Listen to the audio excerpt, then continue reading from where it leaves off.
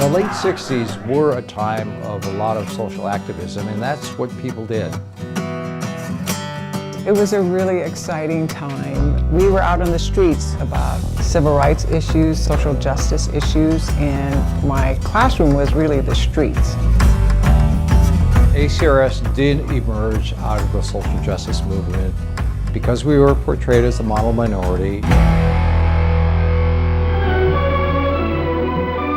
Asians were put up as, being these wonderful folks who didn't have problems, and other communities did have problems. I feel that we were wrongfully pitted against other ethnic groups.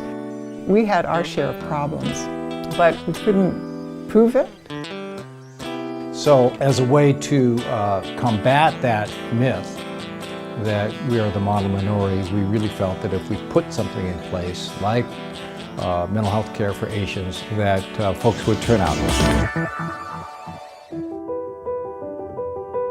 My boss at Harborview Mental Health Center, Dr. Lindbergh Sata, he said, well, Asians aren't coming into Harborview, so where are they? Where shall we find them?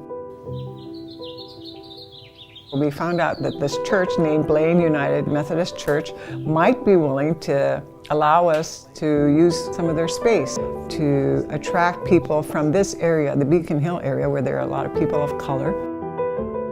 The way we did it was Dr. Sata took a $20 bill out of his pocket and he said, go buy some green tea. And that's how he did it. He said, go buy some green tea and serve it to the customers.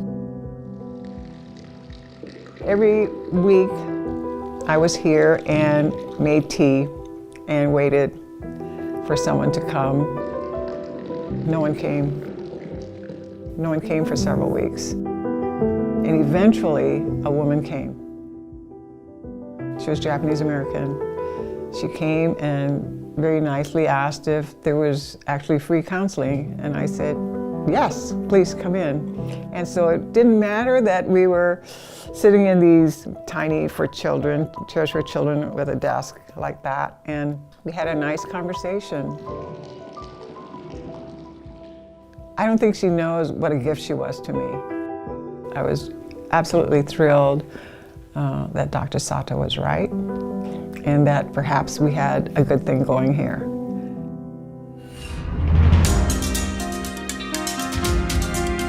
Word got around that it was kind of a fun place to work. So we got quite a few students and other clinicians like Dave to come and volunteer. This was quite unique to have Asian clients, Asian clinicians, Asian instructors, all in one room. And so it was fledgling in those days, and we borrowed space, we used supplies from the university where I was teaching. I mean, ACRS became the entity that the community kind of relied on. We didn't know what to do next, and we were encouraged by the United Way staff to write a demonstration grant proposal. By the time we wrote the grant, we had maybe over 70 clients, and they were extremely pleased with that number because before that, no one knew whether or not there were mental health problems in the Asian community. So we received a grant. Our first grant was, I remember it being about $3,000. We were so happy. I think they made a commitment that yes, this is an organization we want to place a bet on.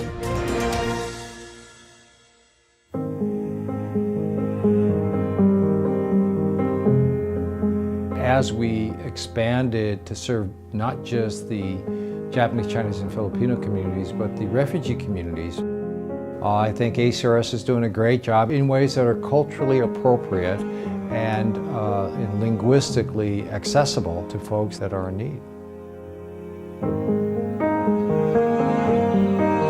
Looking back, I've thought about this over the years, For the executive director of a mental health center to take $20 out of his pocket and to say buy tea, those were his first orders. What does that tell you? He knew that there were elements that were not present in his mental health center at Harborview that we could provide elsewhere and perhaps make them feel more comfortable.